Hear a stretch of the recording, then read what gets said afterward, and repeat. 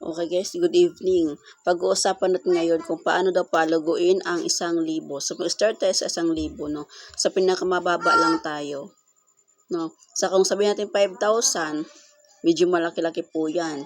Kasi ang tanong ng iba, kadalasan sa akin tanong, paano palaguin ang 1,000?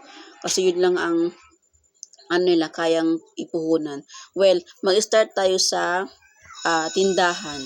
Kung tindahan naman guys, yung 1,000 pwede na po yan. Ah, ang start mo lang dyan is mga kindi-kindi, hindi pa lang po talaga yan kuplito. Kasi 1,000 nga lang po, saan po yan makakarating, konti lang po yan, no? At ang kagandahan po dyan, kung meron kang pwesto, kung may pwesto ka na talaga na, dyan sa bahay nyo, pwede yan. Ano naman dyan, ang hindi na po dyan ang take advantage po dyan as lugar at halimbawa nagre-renta ka lang, so hindi po talaga sapat yung 1,000 na yan, no? So itong tindahan, no? Pangalawa is palagay natin na mga frozen foods, mga pagkain, mag-online selling ka, bili ka ng tapos pa-order mo siya online. Halimbawa, anong patok ngayon sa mga girls, kasi sa mga kababaihan o beauty products. Ayan, mga jewelry na mga fashion lang yan. So sa halagang 1,000 pesos o mag-angkat ka niyan, tapos ipaparesell mo siya online. Yun nga lang, syempre may processing fee pa yan. No, kung mag-order ka online, meron din yang shipping fee. So hindi na yung 1,000 madagdagan pa yan sa shipping fee, no? At pwede rin sa halagang 1,000, pwede ka rin mag-start ng pagkain. Halimbawa, mga frozen foods, hotdog, mga sausage, yan, magtinda-tinda ka, maggawa ka ng barbecue, ayan, or kamuti Q, banana Q, ayan, pwede din yan, no? At ayan, pero sa ano na yan, sa mga binanggit ko, syempre guys, matrabaho talaga. Ang tindahan, matrabaho din. Syempre, kailangan mo mamili, kailangan mo mangon, kailangan mo magtiyaga pag may tindahan ka. At yung 1,000 na yan, kulang pa yan, no? At ang area din. So, kung beauty products naman, pwede rin naman din. Kaso nga lang, wag mo lang talaga ipautang.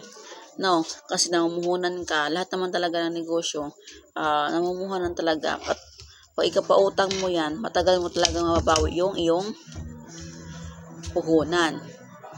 So, sa naman guys, sa mga frozen foods, ayun din, kung may ref ka, okay yon, no? So nga lang, sa lugar din, kung wala gaanong mga hilig bumili ng frozen, so wala lang din.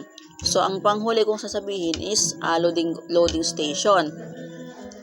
Ang loading kasi guys, demand. Wala kang talo sa load kasi lahat talaga ng gumagamit ng cellphone is gumagamit din ng load. Although ako, nag-start lang din ako sa load.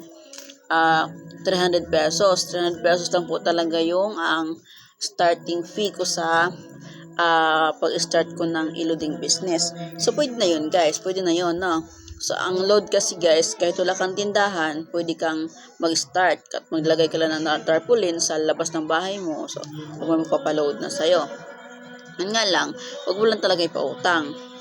No, ako suggest lang to sa kung paano palaguin yung ating 1,000 pesos. No, kasi pang 1,000 pesos, kundi mo siya i-start ng negosyo, pag mabariyahan po yan guys, so maubos rin yan. So kung meron ka 1,000 dyan, so start mo na ng puhunan kung anong gusto mong inegosyo balang araw, no? Para naman yan iikot at pagdating ng araw ay makikita mo din yung 1,000 mo na umiikot na yung puhunan mo, no?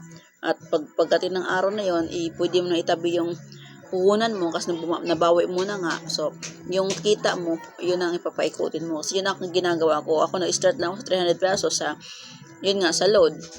Tapos napaikot ko siya hanggang sa napalago ko at nakapagpatayo kami ng tindahan. At itong bahay namin, at lumaki siya, lumawak dahil din sa load. So, ang pagbibusiness guys, wala yan sa laki ng puhunan, wala yan sa liit na puhunan. No, kahit malaki pa yan po ipuhunan mo sa negosyo, kung wala kang interesado, hindi ka interesado sa ginagawa mo, hindi mo love yung ginagawa mo, hindi ka desidido at wala kang focus sa iyong sarili at lalo sa business mong pinasukan na, di mangyayari guys, no? Ang mangyayari dyan, lubog pa rin. So, kahit gaano pa kaliit din yung pinuhunan mo, basta mahal na mahal mo yung ginawa mo, may goal ka talaga, so papalago mo talaga siya. Tulad sa ginawa ko, nag-start lang po ako sa 300 pesos, napalago ko po siya, no? So, ang pagninegosyo talaga guys, wala yan sa puhunan, maliit man o malaki, kundi nasa sarili mo mismo kung paano mo siya palaguin, paano mo siya trabahuin. So, yun lang ang may share ko guys. Thank you. Sa mga hindi pa mag-subscribe sa aking YouTube channel, please po subscribe po kayo at share, comment sa ating mga videos, at kung may comment kayo, feel free po to comment. So, ayun naman po, I'm Coach Liz po. Maraming salamat po. God bless.